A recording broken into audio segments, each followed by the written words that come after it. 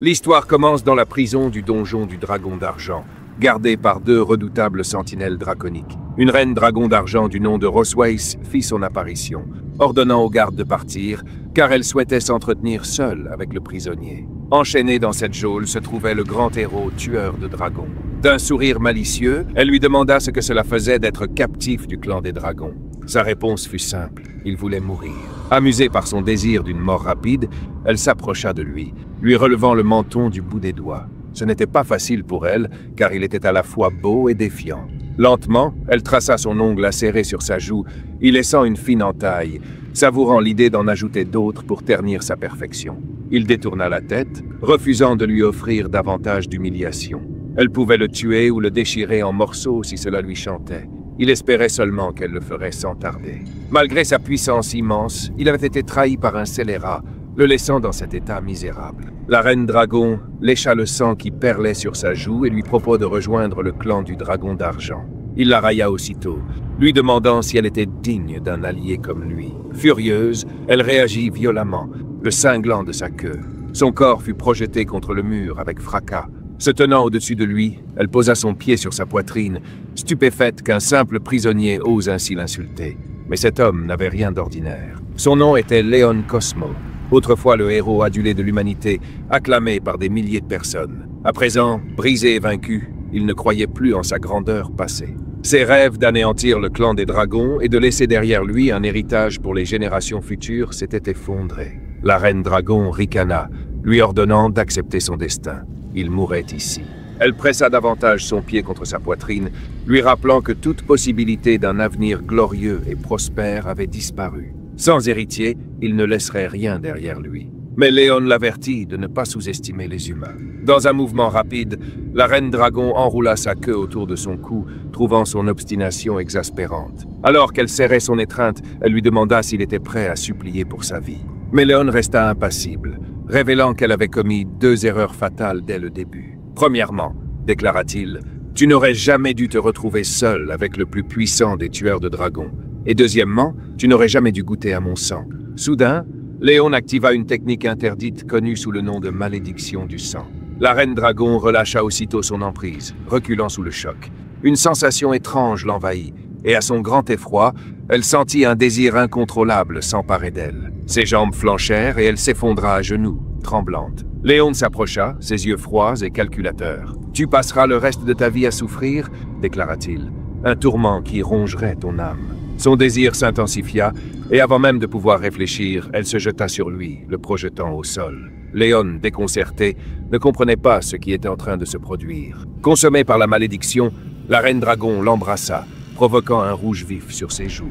Pendant 1 heure, ils furent enfermés dans une étreinte étrange et ardente. Finalement, la malédiction du sang commença à s'estomper, et avec elle, la souveraine retrouva le contrôle de son corps. Elle se recula vivement, les yeux emplis de confusion et de colère. « Qu'as-tu fait de moi » s'écria-t-elle. Léon répondit calmement. « La malédiction du sang est une technique interdite, utilisable une seule fois dans une vie. Lorsque tu as goûté mon sang, un lien s'est tissé entre nos âmes. À ma mort, la malédiction te plongera dans une souffrance infinie. » La reine dragon ricana, tentant encore de comprendre la situation. « Si cette malédiction prend effet après ta mort, alors pourquoi ceci s'est-il produit ?»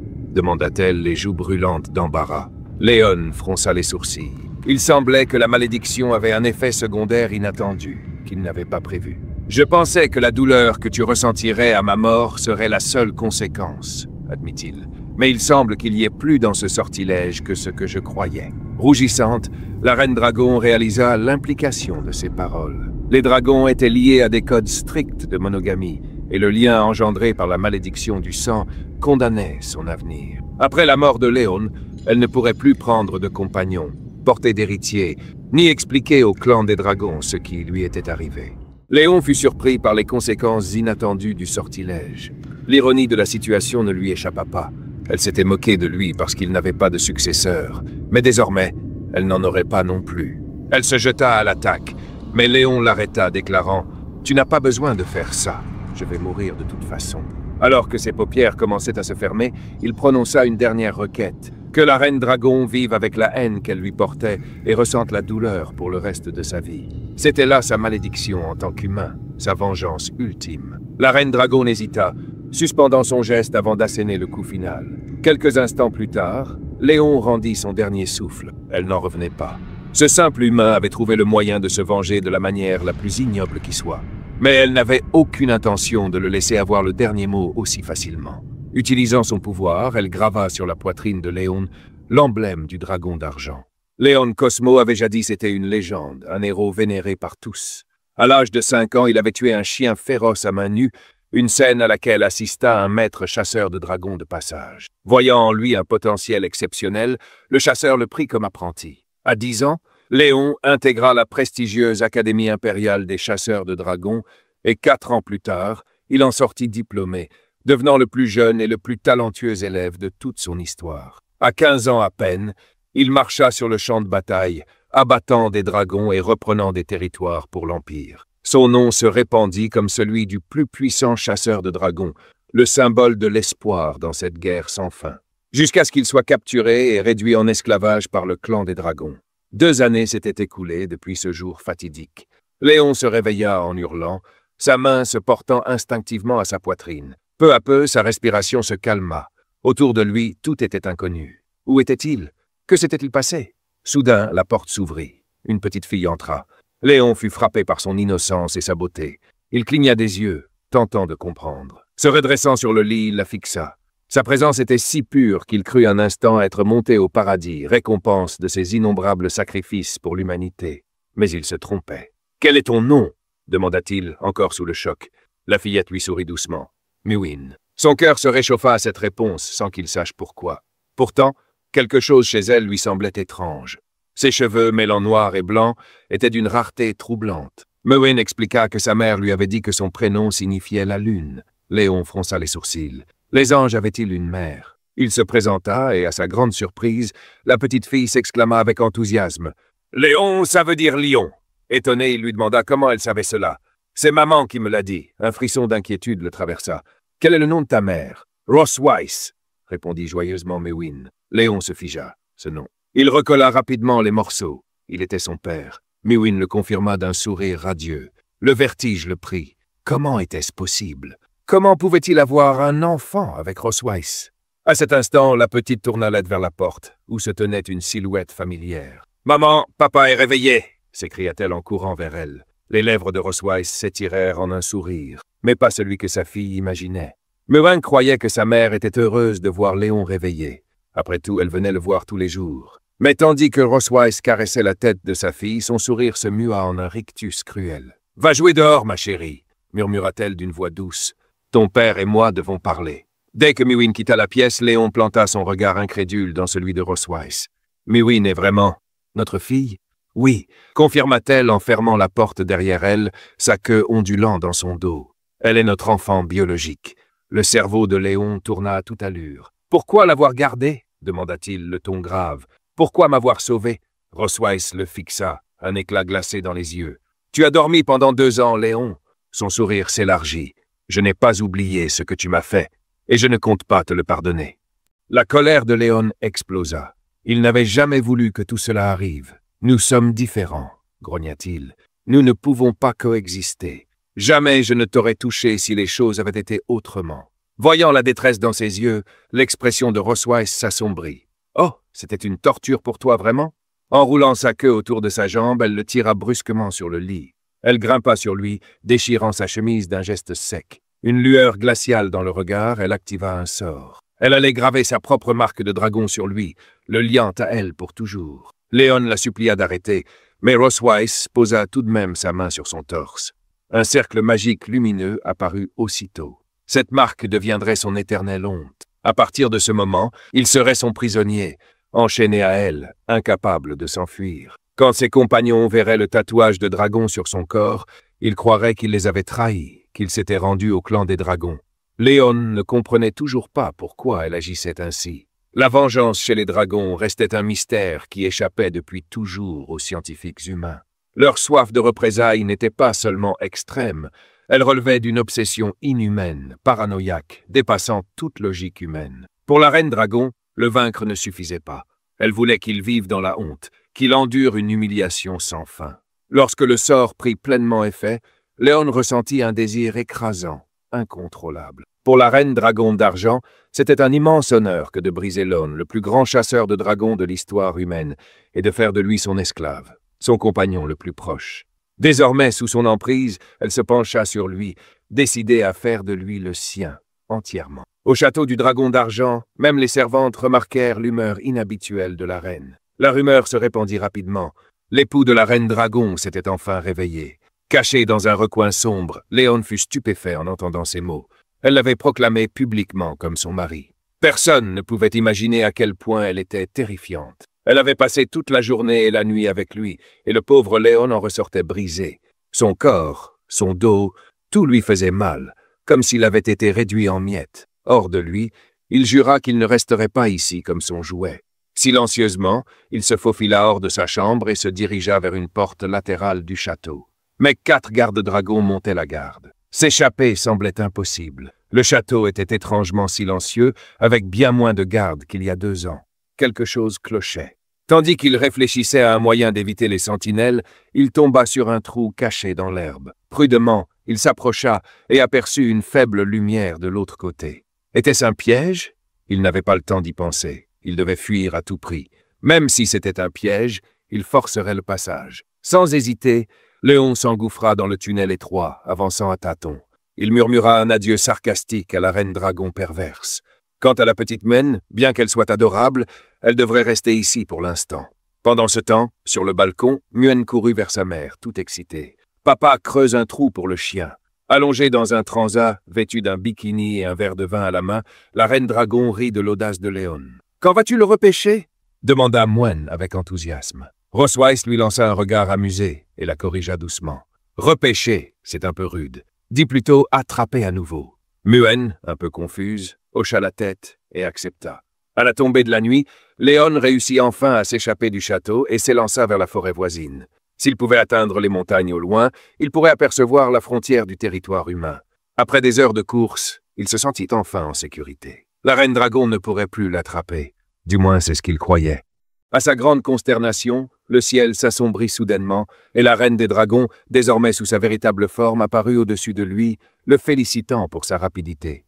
En la voyant, Léon maudit sa malchance et prit la fuite, mais Rosweiss atterrit rapidement devant lui, lui barrant la route. À sa surprise, elle n'était pas en colère. Au contraire, elle semblait ravie. « Impressionnant, Léon », déclara-t-elle avec un sourire carnassier. « C'est moi qui ai distrait les gardes pour toi, et j'ai laissé cette petite ouverture pour que tu la trouves. » Léon savait que c'était un piège, mais il n'avait pas d'autre choix. Il ne s'attendait pas à ce qu'elle le rattrape aussi vite. Retourner en territoire humain, marqué du sceau de la reine des dragons sur sa poitrine, signifiait qu'il ne serait plus jamais reconnu comme un chasseur de dragons.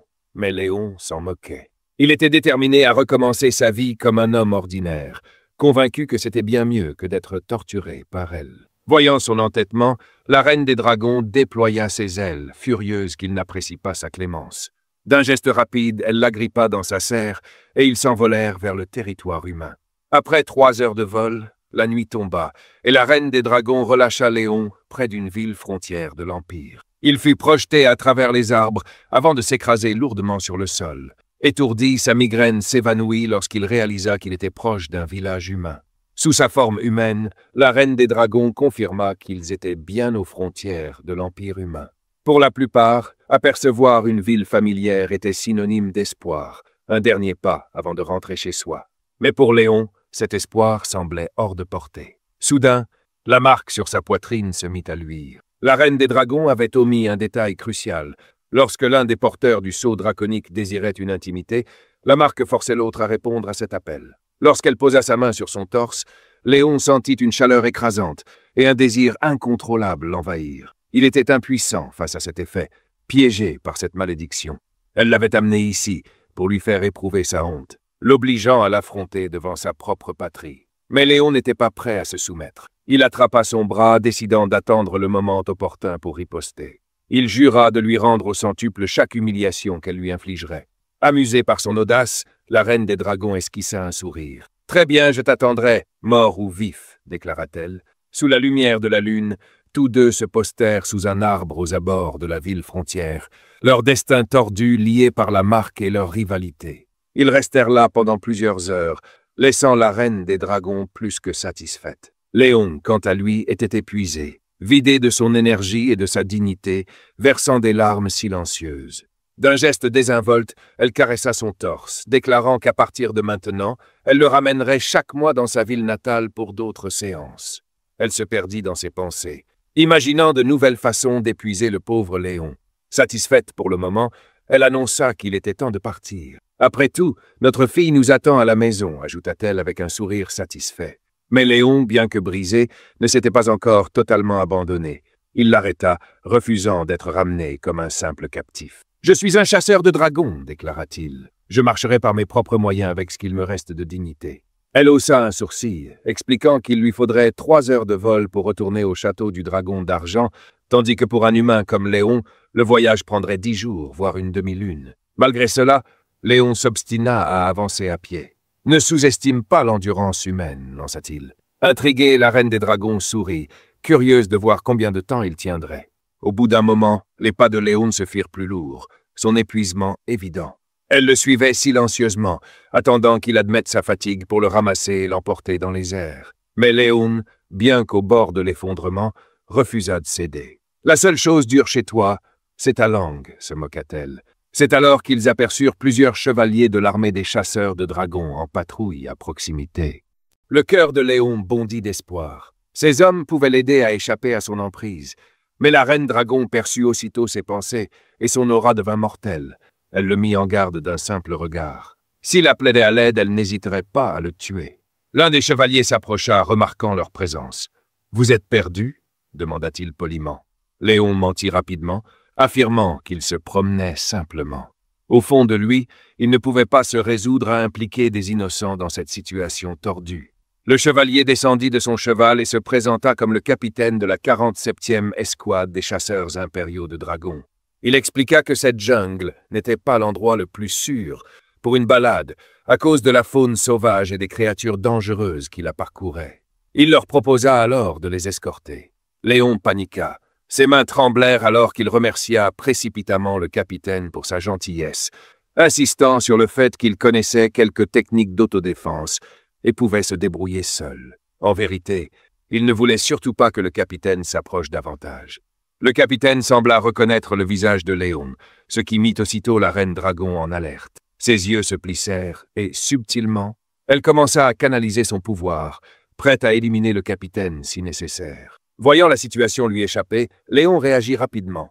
Il attrapa la main de la reine dragon et l'attira contre lui, affichant un sourire nerveux. « Vous devez faire erreur, capitaine, » dit-il. Puis, dans un geste désespéré, il plaisanta en disant qu'il avait un visage si commun que même sa femme, la reine dragon en personne, le confondait parfois avec un autre. Se penchant vers elle, il lui murmura à l'oreille, suppliant qu'elle joue le jeu.